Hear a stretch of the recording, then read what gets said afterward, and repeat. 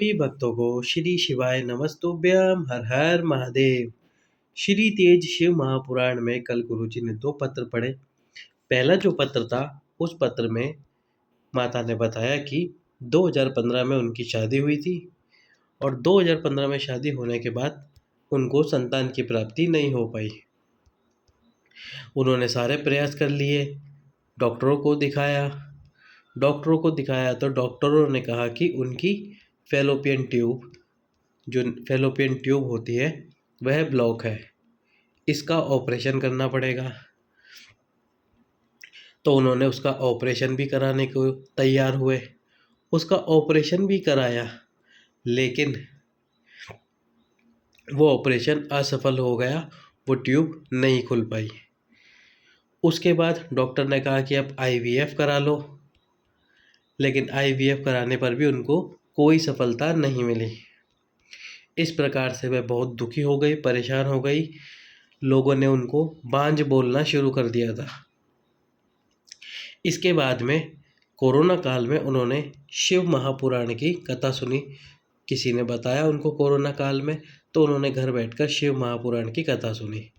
उनकी जो सास थी वह प्रतिदिन शिव मंदिर जाती थी और एक कलश जल चढ़ाती थी भोलेनाथ को जल चढ़ाने के बाद में शिव महापुराण में गुरुजी ने दो उपाय बताए और ये दो उपाय उन्होंने पूरे मन से किए। सबसे पहला तो उन्होंने उपाय किया सफ़ेद आंकड़े की जड़ वाला। सफ़ेद आंकड़े की जड़ का उपाय किया।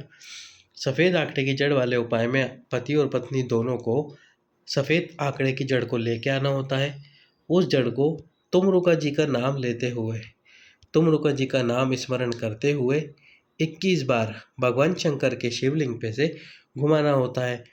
21 बार शिवलिंग पे से घुमाइए और 21 बार ही तुमरुका जी का नाम लीजिए।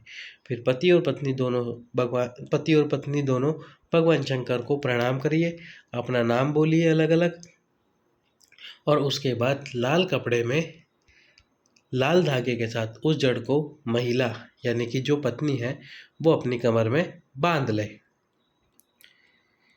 और उसके बाद में उनको प्रतिदिन एक पीपल का पत्ता भगवान शंकर पे समर्पित करना है, यानी भगवान शंकर के शिवलिंग पे समर्पित करना है।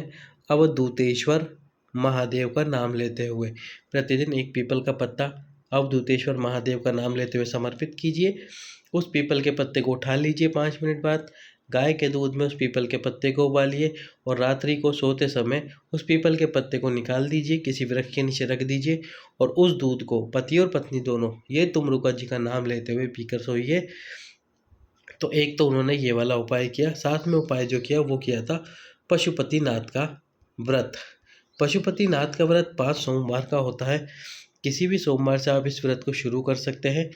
आपको शिव मंदिर में जाना है, जैसे आप पूजा करते हो वैसे पूजा कीजिए। उसके बाद में आपको जिस थाली को आप लेके गए हैं पूजा के लिए उस थाली को वापस लेके आ जाना है। शाम के समय आपको मीठे का प्रसाद बनाना है। मीठे का प्रसाद इतना ही बनाना है जितना कि आप शिव मंदिर में ले जा सके, अतिरिक्त प्रसाद नहीं बनाना है। 6 दीप लेने हैं आटे के या मिट्टी के, उनमें घी डाल लीजिए और उन 6 दीपों को और जो मीठे का प्रसाद बना है उसको एक प्लेट में रखकर शिव मंदिर में ले जाइए। शाम के समय इन दोनों के अलावा आपको और कोई सामग्री नहीं रखनी है थाली के अंदर। उसके बाद में शिव जी के सम्मुख में जाकर जल का छींटा मारकर 6 दीपकों को रख दीजिए। पहले प्रसाद को रख के उसके 3 हिस्से कर दीजिए और फिर जो दीपक है उन दीपक को प्रज्वलित कर दीजिए। 6 में से 5 दीप आपको जलाने हैं मंदिर के अंदर। पहला दीप जब जलाओ तो जलाते समय आपकी मनोकामना बोलो, साथ ही साथ में संकल्प भी ले लीजिए कि भोलेनाथ मैं ये व्रत आज से शुरू कर रहा हूँ या कर रही हूँ, इस मनोकामना के लिए मैंने ये व्रत शुरू करे हैं। मेरे व्रतों को सफल करना, बहुत परेशान हूँ, बहुत समय से दुखी हूँ, मेरे दुखों को दूर करना और मेरे 5 व्रत पूर्ण कराना। यदि कोई त्रुटि हो जाए तो मुझे क्षमा कर देना। इस प्रकार से संकल्प भी ले लीजिए और उसके बाद में आपको 6वें नंबर का दीप, 5 दीप प्रज्वलित करने, 6वें नंबर को दीप को वापस से उठाकर थाली में रख लेना है मंदिर में से। और जो प्रसाद के 3 हिस्से करे थे, उन 3 में से 2 हिस्से मंदिर में छोड़ देने हैं, 1 हिस्सा उठाकर अपने साथ घर पर लेके आना है। जब आप घर पर आएंगे और घर पर प्रवेश करेंगे, मुख्य द्वार में प्रवेश करने से पहले आपके सीधे हाथ पर आपको उस छठे नंबर के दीप को प्रज्वलित करना है मनोकामना बोलते हुए।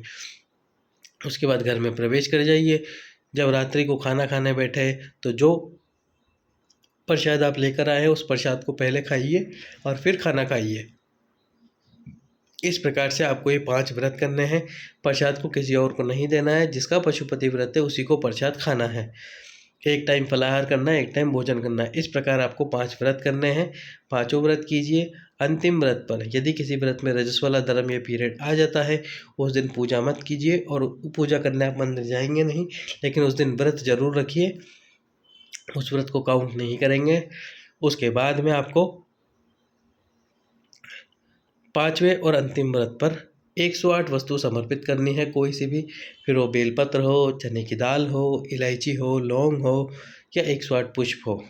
साथ में एक श्रीफल जिस पर आपको 7 बार मूली का धागा लपेटना है, उसके ऊपर 11 रुपये रखकर श्रीफल को भगवान शंकर के शिवलिंग से स्पर्श कराकर वहीं नीचे ज़मीन पर रख दीजिए। इस प्रकार से व्रत का उद्यापन हो जाता है।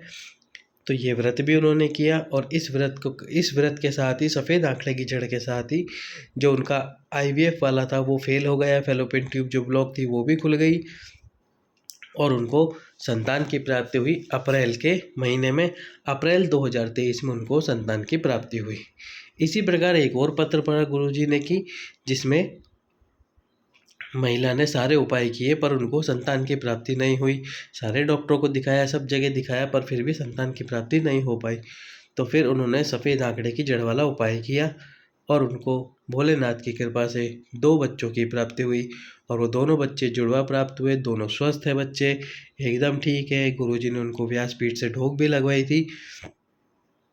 तो इस प्रकार आप भी ये उपाय कीजिए, निश्चित रूप से आपको भी संतान की प्राप्ति होगी। सभी भक्तों को श्री शिवाय नमस्ते।